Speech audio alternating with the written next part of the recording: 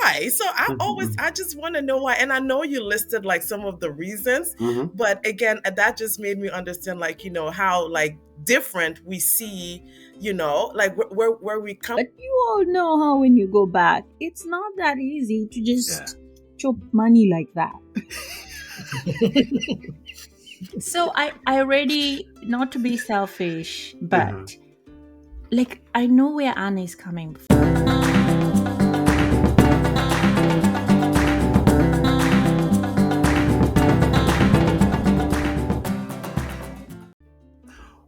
Well, hello, StemToRoots. This is your host, Mike Demba, where we plan on talking our way into a plan.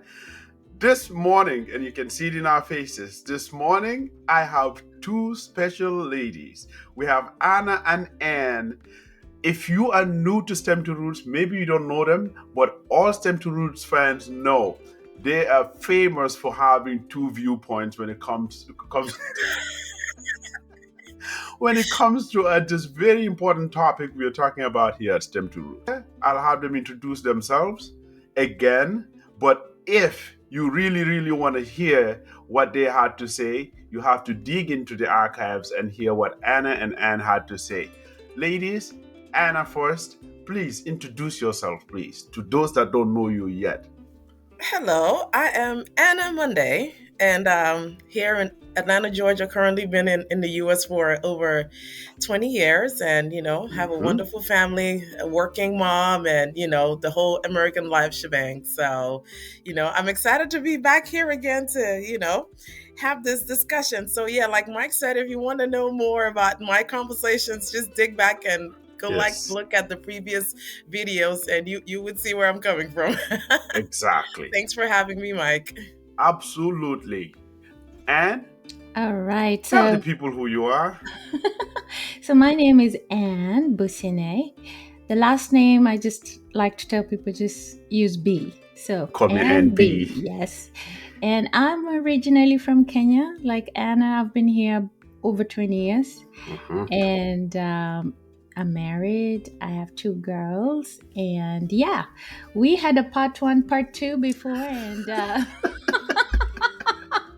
And I knew Anna was looking forward to listening to my podcast. And I was Uh-huh. like, oh my gosh, she has no idea I have a Uh-huh. different view than hers. So I'm glad Yes. to be back so we can.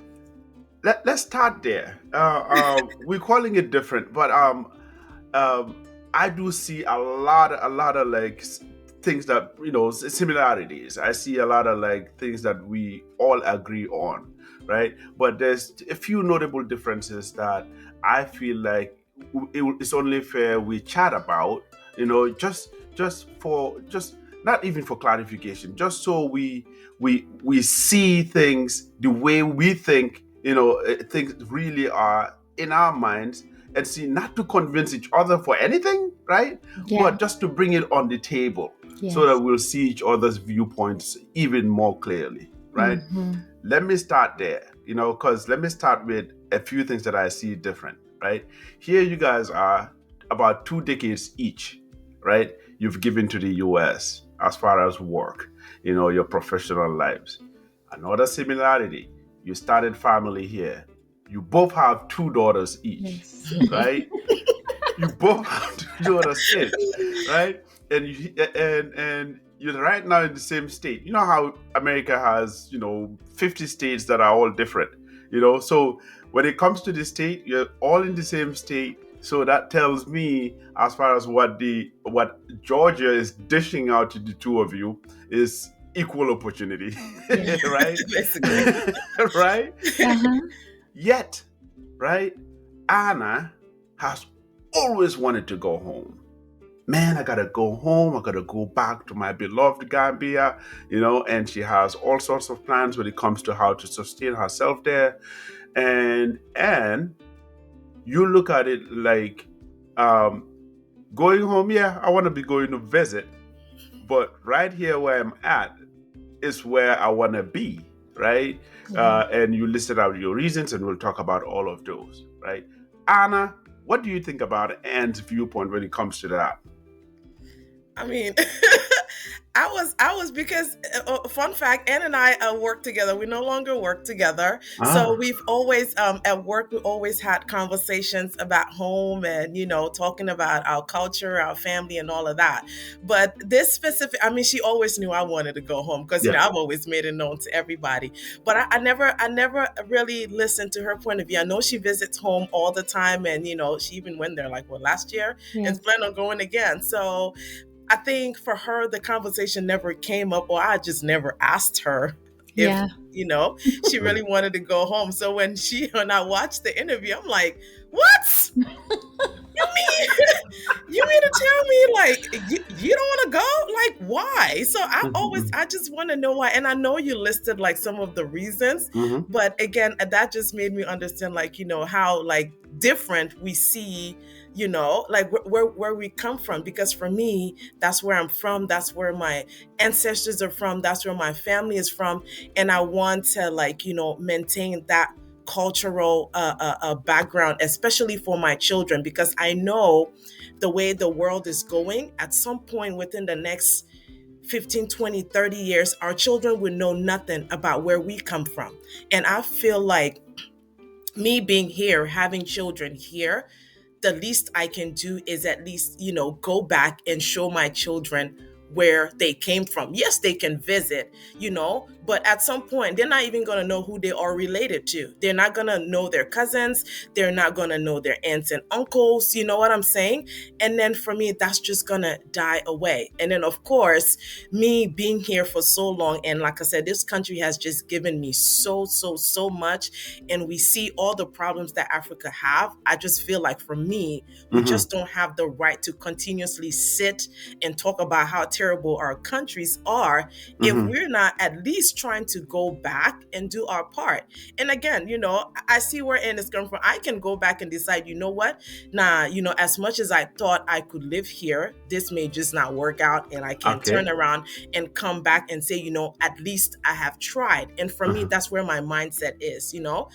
I know what I'm going into because I go every year, and yeah. I know what I'm going to face when I get there. So the goal is to see if, okay, can you still live with this after being away for 20 years?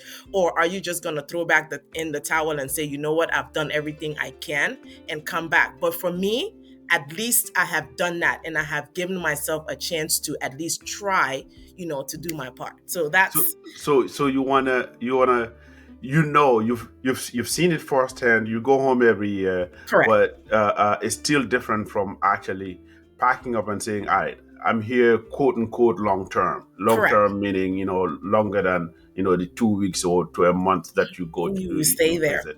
Correct. And Anne has done the same thing. Anne, you've gone home, you've seen it, you know what your life has been here the last 20 years. You have your family here, and you listed a lot of conveniences and like lifestyle that is making you make that choice that, hey, this is where I want to be. what Yeah. what do you Look, think about Anna's viewpoint as you absolutely. listen to her? Yeah. Yes, yes. And you know what? And that's why I never objected her every time we were working together and she would tell me, I want to go to Gambia. I never opposed her because I said, it's a dream. Mm-hmm. And believe me, I do have two sides of people I've seen. There's one side that went back, they're thriving. It's like it was the right thing for them to do that. Mm-hmm. They've Mm-hmm. gone home, opportunities open for them, and they're doing so much better than how they would have if they stayed here. Mm-hmm. And I'm Mm-hmm. telling you, I have seen the other extreme. Oh. Those who packed up and Mm-hmm. went. Mm-hmm. I mean, some stories is even sad. Some they go, it's not what they pictured, it's not what they envisioned. And Uh-huh. some it's not even by choice when they packed up to go. Yes, that's true. Yeah. Some it's Yeah. Yeah. paperwork, and so they Yeah. were not Yeah. ready. So I see where Mm-hmm. they're coming from. They Mm-hmm. were not prepared. But I Mm-hmm. cannot imagine the pressure of me going back and what have you brought back, right? You know, and then people are gonna look at me so different. Mm-hmm. It's like, I kid you not. Some people might treat you like a god, like you're a bunk. You can Yeah. just, dish out money just easily like that. But you all know how when you go back, it's not that easy to Yeah. just chop money like that. So I already, not to be selfish, Uh-huh. but like I know where Anna is coming from, because she Yes. said she was tough too when she said this, right? She said, I can't sit here Yeah. and do nothing. And Yes. really, honestly, I Yeah. have thought about that too. When I was in a third party logistics company, I was like, wow, you know what? I can take this back to Kenya, because what is the biggest thing in Africa? A lot of people are educated, but they Hmm. don't have jobs. Oh yeah. Mhm. So that Yeah. is the biggest thing you need to Yeah. take back to Africa. Let Jobs. me go take back jobs, Hmm. Hmm. because a lot of people are not employed. Yes. So I used to think, hey, let me go start open a container freight station. But when I started thinking about the whole ordeal, because I said, okay, I'll get a brokerage license, live in the coastal area, help with clearing cargo as they come. But when I Okay. think about it, I'm like, there are big giants already doing this job. Uh-huh. I just couldn't see myself do that job. And as Uh-huh. time goes by, you realize, is By this, that job, you mean starting that business? yes, That's starting okay. that business. Uh-huh. So I don't have many options for me to go back and open a business. I know Anna has business ideas. She bakes Uh-huh. cakes. I Mhm. don't. So at least she has something. She has something she can take. And look, Mhm. she's married to a DJ. Yeah. They are a package, Yeah. We Mhm. can do Yeah. events for you. You need a DJ, my husband will do the DJ. You need desserts and cakes and stuff, Anna can do it. Yeah. Honestly, I don't have something I can offer back in Africa, but And what I'm doing, and inspire hope and and confidence. and I like what you said I there. totally First of all, disagree with her, but for, keep going, Mike, yeah, no. Well, because she has so much to you offer. But you keep going. you will have time for that. Actually, I was going to go there, but you'll have time to say that. First of all, let's clear this. And I have an I answer to see. that too. Yeah, no, we'll I've keep thought going. about what you think. Uh-huh. Uh, I know this will be fun. So, first of all, Anna, Anne has known you, at a personal level. You guys work together. Your husband being having that side hustle of a DJ. She pointed out because of Mhm. how it complements something you do, like with Right. events and stuff. Mhm. That's not Martin's full time. Martin has his full-time job, but Mhm. that side hustle can be a big complement to Correct. Anna's desserts, right? Mhm. Coming to Anna, and you've just mentioned something here that I feel like we can't just gloss over, right? Something that you're fearful of, or something that can hold you back from just going home, is living. What do you think what do you think your expertise is that you can offer in exchange for money, so that you will put food on the table? And for you, it's logistics, your background being in logistics, and that's why you even thought about it, that business idea of actually getting into that, logistics game, right? Import, export, and moving things around. And you look at it, and it's intimidating because the big giants are on it already.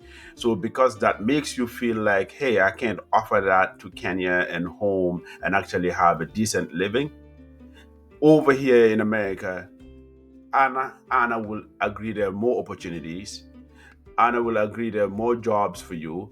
Anna will agree there are more options for you, so it's safer, right? Mhm. And Anna wanted to jump in and say, "Oh, you go. What is in your head, or what could be in your head, or ideas go beyond logistics." Anna, jump in here because I could see how you just I wanted was to. ready. You were ready. What do you think about that point that Anne made? This is my bread and butter. If I Mhm. can't offer it at a large scale to compensate myself where I feel safe with my family, I'm not gonna pursue a place where I know there will be less opportunities for me. Okay. So we do know, like, I know Anne. And Anne is one of the smartest people I know, and Yeah. Anne is a very versatile person. Mhm. So the fact that I know maybe logistics, and I don't even Anne Anne is the type of person that can talk you into anything, Oh, literally. She is. Like, I will give you one example before we even go further. Like, we have yes. had this thing at work. What was it again? Toastmaster. Toastmaster. And I was just in a post to go. I was like, no, I'm just coming here to work and I'm going home. I don't want to deal with any extra stuff. Anne has talked me into going to even when I come to work and I don't feel like going. She talked me into joining. I had a membership. I had to go to prepare for a presentation. So, and for me, I've always told her that, she was, even though she does logistics, I Uh-huh. always felt that she was in the wrong career, Uh-huh. because Anne would be like a phenomenal marketer. And marketing skills is on top. Maybe she doesn't see it, but I see it. You know what I'm Mhm. saying? She Mhm. has the capability to talk to people. Her vibe is very she's very open. She's Yeah. very knowledgeable, and Yeah. people tend to gravitate towards her, and Yeah. people tend to listen to what she has to say. So yes, maybe for me, she's just using the logistics thing as an excuse, but I Yeah. feel like Anne has vast opportunity in Kenya that she can use, because she has God-given gifts that God has given her, and Mhm. maybe that's just what she wants to do. But I Yes. think the opportunities for her in Kenya are endless, because I know for a fact somebody Uh-huh. like Anne will succeed there. So that's why I didn't agree with nothing she Oh So yeah, Lord. and before you jump in, uh, um, uh, we would use this session, this hour that we have, to coach and into some career change or thinking about other things, right? But I must say I agree with Anna here when it comes to this is whilst I see your viewpoint, right? What our training is on right now, as I speak to you, I'm trained on the tech side, right? My degree is on the tech side, and everything that I think I can exchange for money right now is what the degree that I have, because at the end of the day, that's what I'll put on the resume and say here, right? Mhm. And so that's safe. And if I want to keep it safe, oh, nothing safer than what I've done for it since 2009, right? So I hear you, and I want to keep it safe. That's still what I'm doing, So I sidestepped a little bit, got back into it because it's a safe space. Hmm. So I hear you. But when it comes to Africa right now, and the opportunities that are there for anybody that has seen the outside. They call it bringing the outside in. In Atlanta, Georgia alone, the numerous businesses that are there that you've seen that are almost saturated because there's plenty of them. The great thing about Africa is how those things, or a lot of those things, have not even started yet. Those eggs have not even hatched yet. Whilst the demand is there, we can dig deep and go into that. But as an African, as somebody from Kenya, right? We feel, the two of us, Anna and I, feel like, oh, I hear you, but when it comes to what you have to offer in exchange for money, goes beyond what your resume says as far as what you've done, in over a decade. What do you think about that? You know what? Yeah, that's a lot. That's a lot to talk about. But Uh-huh. first, let me just on a side note, if you have no idea what Toastmaster is, Yes, the toast. Toastmaster. Yeah. She's about to talk you into it. I'm sorry, it's not a pyramid scheme. I promise you that. And I'm not asking you for money or anything. So, Yeah, but what's the but toast? Yeah. yeah, Toastmaster is a program that helps you in leadership and presentation, communication skills. Mm. So, with Anna's ambitions, your ambition, there is one time somebody will call you to speak on stage, Mm. So yeah, that's what Mm. Toastmaster is all And about. And it's great. It's really great. Mm. It helps you, or it helps you to be able to talk to people, on stage, or if you have conferences and stuff like that too. You yeah. know. it builds your confidence when it comes to public speaking. Got Basically, it. it's Yeah, amazing. it's So Right. I amazing. Right. wasn't opposed to it, but she talked me into Yeah. it, and I enjoyed it whilst I was Yeah. there. Yeah. And So Yeah. thank you for saying Yeah. yes, because we Yeah. enjoyed. And, Uh, and, and let's not gloss over why she even mentioned Toastmaster, where you have a certain personality, where Mhm, Anna is seeing in you something like somebody who can sell, somebody who can market, right? mhm, And you have that personality. For me, our first episode was the first day I met you. You started with a laugh. You started with a laugh that was contagious. Like you brought a connection between you and because Anna knows me. mhm. I love to laugh. Like when I connect with somebody at that level, and it showed in that episode. I'm already going along with anything you bring into me. So you can sell me Toastmaster on a day like that. And if Anna has seen that in you, do you see that in yourself? you know what? I do see it myself. Mm. And I do market what I believe in, you know? Mm-hmm. Mm-hmm. So Toastmaster is offering a good thing. So yeah, I'm like, this is what I love to do. There's a I lot hear. of improvement I can do with public speaking. And Mm-hmm. yeah, and based on my passion, I do need to improve these areas of Got it. speaking and Mm-hmm. presentation and Mm-hmm. just making sure you're influencing if you're trying to influence people. And then Got it. I'm also a believer in God. Mm-hmm. And so I also market my faith, but not Mm-hmm. in a more aggressive way, if you know what I mean. Yes, I Like hear you. I I feel hear you. like your life testimony should speak better than my words. Anyway, okay. but if you give me a chance to speak, I will speak. You will go. Yeah. Mm-hmm. Mm-hmm. Mm-hmm. So Mm-hmm. it depends what I'm marketing. So it's Mm-hmm. not easy for me to say, oh yeah, I can go to Africa, I can get a marketing job. Mm-hmm. But like I said in the beginning, our Mm-hmm. biggest hurdle in Africa is jobs, So Mm-hmm. first of all, I need that job Yes. so I can Okay. market. Mm-hmm. Mm-hmm. And of course, Mm-hmm. I'm not going to lie to you. I'm Mm-hmm. going to have to look at the salary too. So Yes. unless you Compare. offer me Yeah. a good salary where I can say, I want to also live comfortably. I don't want my children to feel like, now you can't afford to buy me this and that. Now you Right. cannot afford to do this and that. So now going back to the first podcast, Mike, Mm-hmm. I need all this other package available so that I can be convinced Yes. that let me take my expertise to Africa. Yes. At the same time, I need to move around smoothly. I Yes. need the Oh, yeah. convenience we Okay. talked about. So Mm-hmm. if you offer me that, I'll come back and I'll offer what I can offer. Thank you for taking me there. So here we're going to the next. So we talked about jobs. We talked about that safety net where you're earning something in order to live comfortably. Anna wants that. You want that. I want that. Everybody wants that. Fair game. We're going to the next point here that you've made in that first episode. There's a certain level of convenience that you want to continue to live.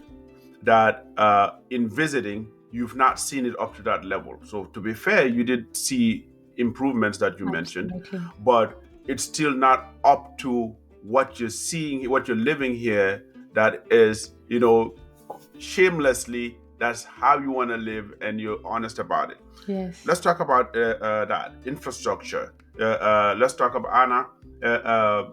You've heard that viewpoint.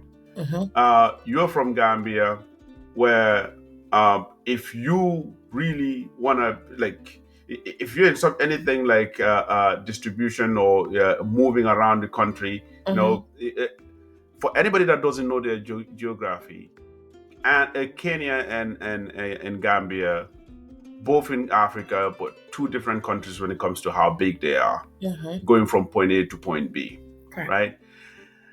Let's talk about you and what you're thinking about when it comes to Africa, Anna. What do you think about the convenience, infrastructure, access, and all of that, and your lifestyle, knowing both sides?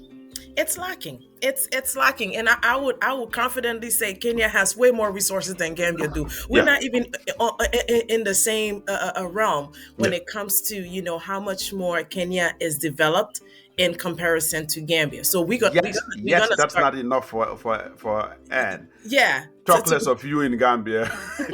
Exactly. You know what I'm saying? When you talk about, Gambia, I can't even try to sit here, Mike, to sit here and talk about Gambia's Yes. problems. Yes. And you think Kenya has problems?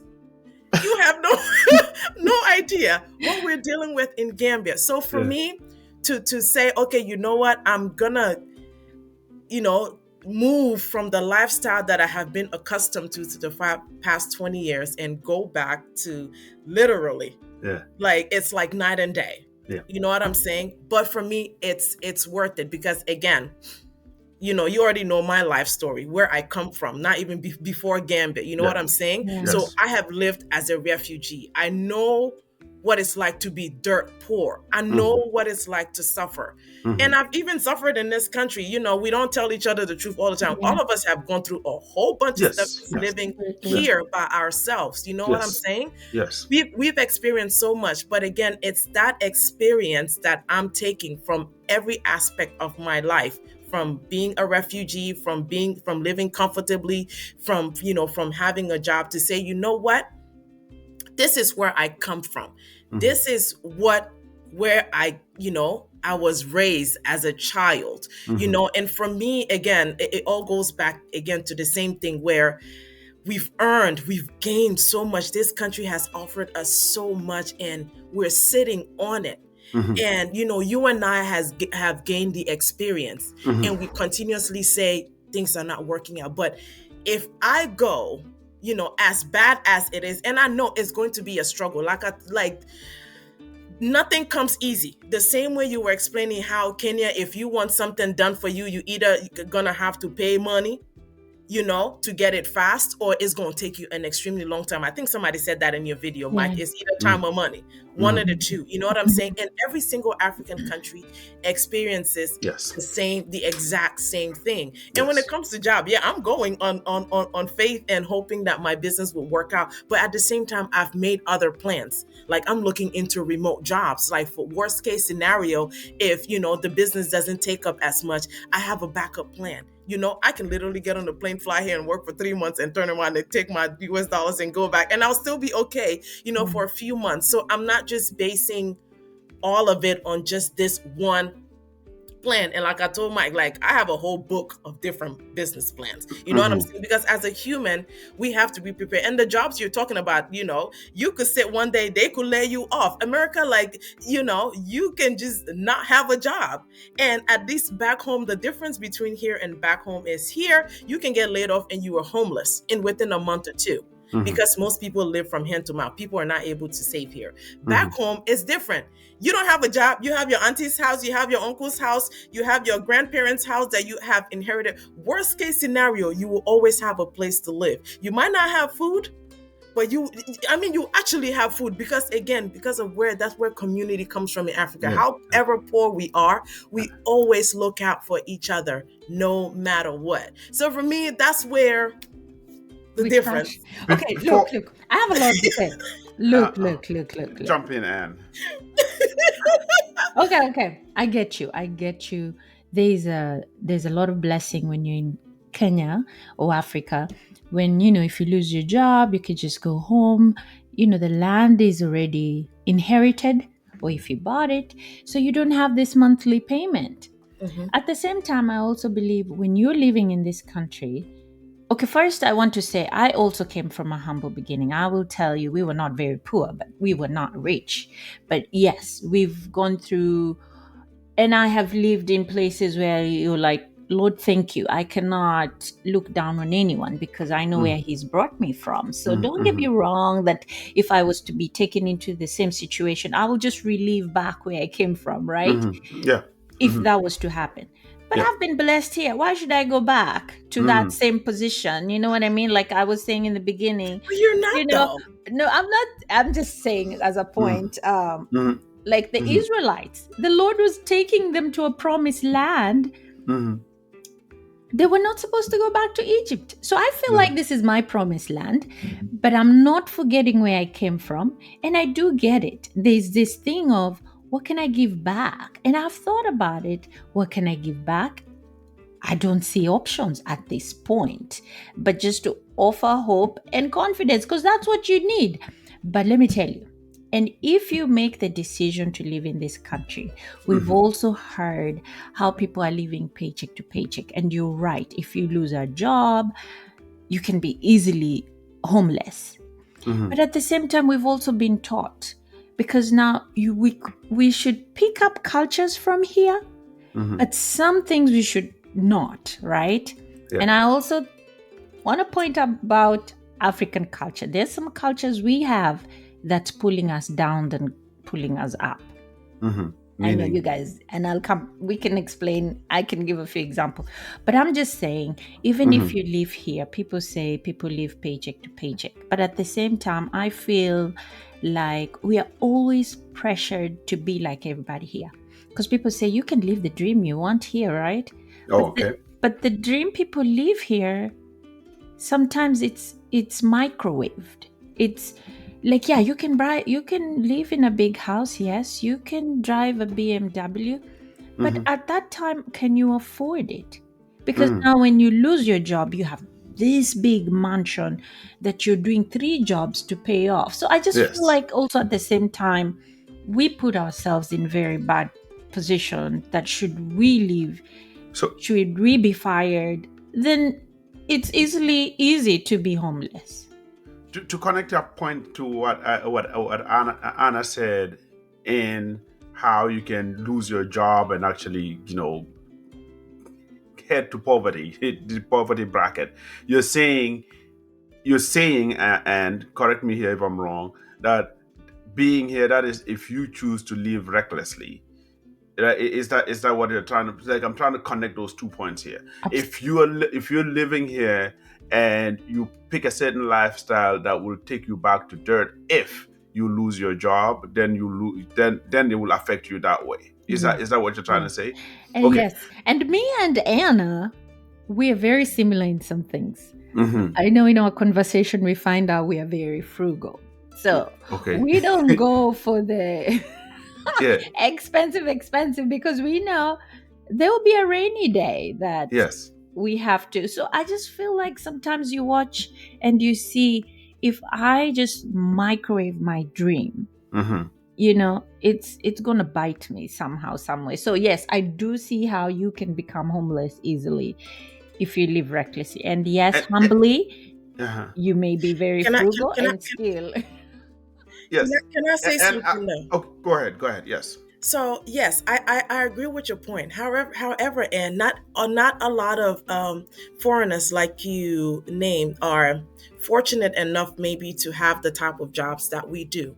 Not a lot of Africans, work in the corporate world. Most of them, we come and we start, from dirt. Some are able to, achieve something better. Some are not. So yes, I know a lot of Africans, a lot of Gambians too, who the moment you make a little bit of money, you think you're out there buying designers.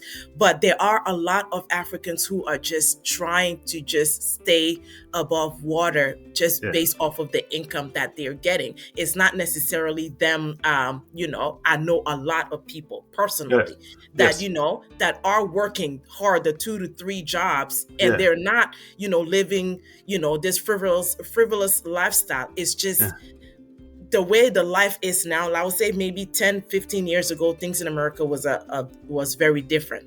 It was easier to survive, but we have now gotten to a point where, like, I don't know if you watch my Facebook video, like the average American needs, as a single person, you need to be making at least $70,000 per year without children, just you, to be able to survive on your own. So now when you have the families and you have, 2 working people is a lot easier than one working person. So so I see your point. There are a lot of us who like to live the lavish lifestyle, like we are rich and famous, but then there's still a lot of people, and I've seen a lot of people who genuinely want to go home, but they just can't come up with any kind of savings, because the life here is just so difficult, and it's basically, hand to mouth. So you and I can consider ourselves fortunate, but not everybody is in that same boat. I'll tie a bow on that. So Anna, here's what I'm hearing. Being in this country and living job examples you're talking about, if you're not fortunate enough to be working corporate and earning a decent living, Mhm. 70 and up, whether it's combined or individual, but whatever, right? If you're not living that, you are mentioning, or you're pointing out the risk in how losing your job will take you back to dirt, Zero. compared to if you were home, that risk will be less minimized because at least the safety net there is community, right? And for me, I'm sitting here listening to that going, wow, like, up until now I didn't think about it that way. The way I was thinking about it is, if we're looking at where you minimize your risk, I was thinking here, right, that minimizing your risk here means if you're working a job and then you lose it,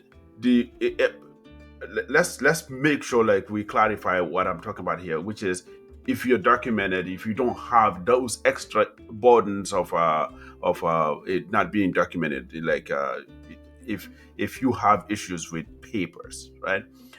I'm talking about somebody that doesn't have that.